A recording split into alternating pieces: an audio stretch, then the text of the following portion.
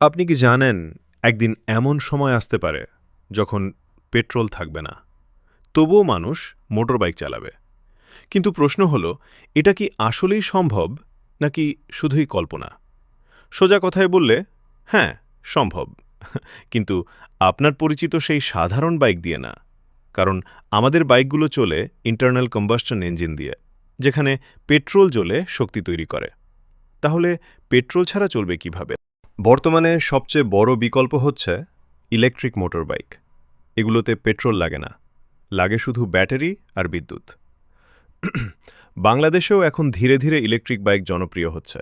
প্রতি কিলোমিটার খরচ প্রায় ২০ থেকে ৩০ পয়সা, পেট্রোলের তুলনায় ৫ থেকে ৬ গুণ সস্তা। কিন্তু এখানে একটা বড় সমস্যা আছে। যদি বিদ্যুৎই না থাকে, তবে ব্যাটারি চার্জ হবে কিভাবে? ধরুন, বিশ্বে তেল সংকট হলো, তারপর বিদ্যুৎও কমে গেল। তাহলে এখানেই শুরু হয় অল্টারনেট এনার্জির খেলা। শুনতে অবাক লাগলেও গবেষণায় দেখা গেছে সূর্যের আলো থেকে চার্জ নিয়ে বাইক চালানো সম্ভব। কম্প্রেসড এয়ার ব্যবহার করে ইঞ্জিন চালানো যায়। পানি থেকে তৈরি হাইড্রোজেন গ্যাস দিয়ে বাইক চালানো সম্ভব। কিন্তু কেন এগুলো আমরা রাস্তায় দেখি না? অনেকে দাবি করেন বড় বড় তেল কোম্পানিগুলো চায় না এই প্রযুক্তি সাধারণ মানুষের কাছে পৌঁছাক। কারণ যদি সবাই পেট্রোল ছাড়া বাইক চালায়, তাহলে বিলিয়ন ডলারের তেল ব্যবসা ধ্বংস হয়ে যাবে। এমনকি ১৯৭০-এর দশকেও কিছু বিজ্ঞানী ওয়াটার ফুয়েল ইঞ্জিন বানানোর দাবি করেছিলেন, কিন্তু রহস্যজনকভাবে তাদের গবেষণা হারিয়ে যায়।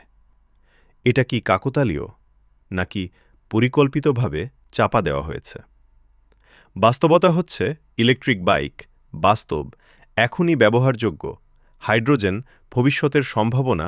শুধুমাত্র পানি দিয়ে সরাসরি বাইক চালানো এখনও প্রমাণিত না, মানে সবকিছুই সম্ভব, কিন্তু এখনও পুরোপুরি সহজ না। তাহলে ভবিষ্যৎ কেমন হতে পারে?